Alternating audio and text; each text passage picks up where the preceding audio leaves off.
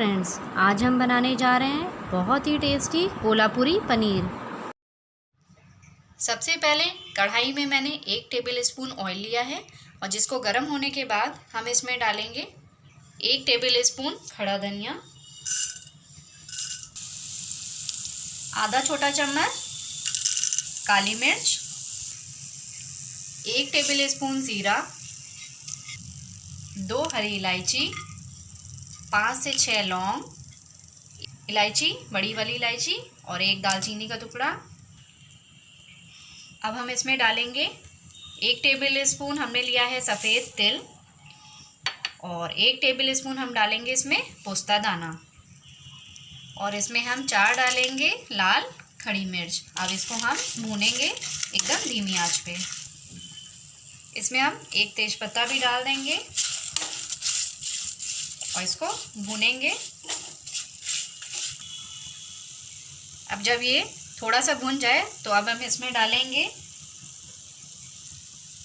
2 table spoon grated coconut जो कि सूखा नारियल है।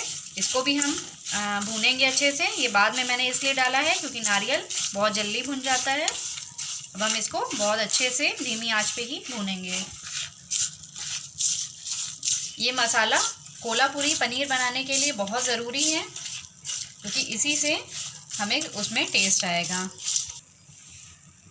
अब मसाला हमारा देखिए अच्छे से भुन गया है। अब हम गैस को ऑफ़ कर देंगे और इसे ठंडा होने पे मिक्सी में पीस लेंगे। जब तक कि मसाला हमारा ठंडा हो रहा है हम दूसरी तरफ आगे का प्रोसेस शुरू कर लेते हैं। इसके लिए मैंने उसी कढ़ाई में लिया है 3 टेबल स्पून ऑयल। अब हम इसमें डालेंगे आधा छोटा चम्मच ज़ीरा। अब ज़ीरा चटकने पे हम इसमें डालेंगे 2 मीडियम साइज़ की प्याज जो कि मैंने एकदम बारीक काट ली है। इसको हमें बहुत ज़्यादा नहीं भूनना है, हल्का ही भूनना है।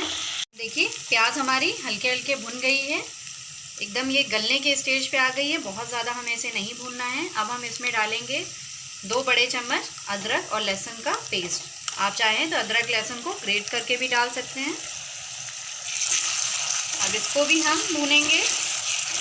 अब हम इसमें डालेंगे 3 मीडियम साइज़ के मैंने टमाटर लिए हैं जिसको चॉपर में चॉप कर लिया है। आप चाहें तो इसे कद्दूकस करके भी डाल सकते हैं। अब हम इसे भी अच्छे से भूनेंगे। अब देखिए ये चीज़ अच्छे से भुन गई है। टमाटर जो हमने डाले थे ऑयल छोड़ दिया है इसने। अब इसमें हम डालेंगे आधा छोटा चम्मच हल्दी पाउडर, 1 बड़ा चम्मच काश्मीरी लाल मिर्च पाउडर।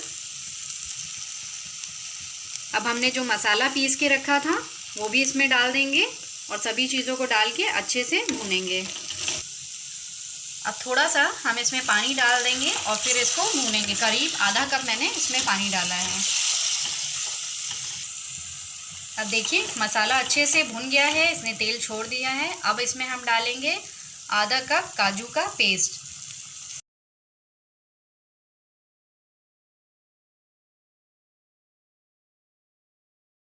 अब सभी चीज़ों ने अच्छे से ऑयल छोड़ दिया है। अब मैं इसमें डालूंगी आधा छोटा चम्मच सॉल्ट जो कि आप अपने टेस्ट के अकॉर्डिंग ले सकते हैं और नमक आप पहले भी डाल सकते थे लेकिन मैंने बाद में डाला है। अब हम इसको भी डाल के अच्छे से मिक्स करेंगे इसमें और अब हम इसमें डालेंगे 1 छोटा चम्मच कसूरी मेथी। अब इसको भी डाल के थोड़ा सा भून लेंगे हम। अब देखिए सभी मसाले बहुत अच्छे से भुन गए हैं, इससे बहुत अच्छी खुशबू भी आ रही है। अब हम इसमें डालेंगे 1.5 कप गरम पानी। हमें पानी गरम करके ही डालना है, ठंडा बिल्कुल नहीं डालना है। अब इसमें हम बॉयल आने देंगे। अब देखिए ग्रेवी में बॉयल आने लगा है। इसी टाइम हम इसमें पनीर डाल देंगे जो कि मैंने 200 ग्राम लिया है और क्यूब में काट लिया है। अब इसी टाइम हम इसमें 1/4 छोटा चम्मच गरम मसाला भी डाल देंगे और इसको चलाएंगे और थोड़ी देर ढक के 5 मिनट ऐसे ही बॉईल करेंगे।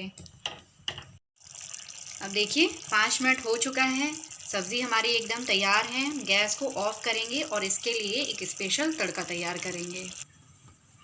इसके लिए हम 1 टेबल स्पून बटर लेंगे। अब मैंने यहाँ पे एक बर्तन में 1 टेबल स्पून बटर लिया है।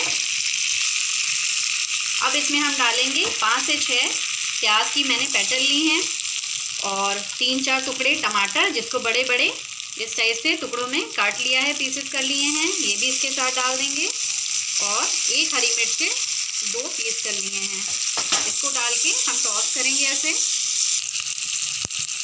अब ये तड़का हम अपनी सब्ज़ी में डाल देंगे। अब हम तड़के को इस सब्ज़ी के ऊपर डाल देंगे और देखिए कितना अच्छा, लुक वाइज भी अच्छी है और खाने में भी ये बहुत अच्छी लगेगी आपको। ये कोल्हापुरी पनीर आपको बहुत पसंद आएगा।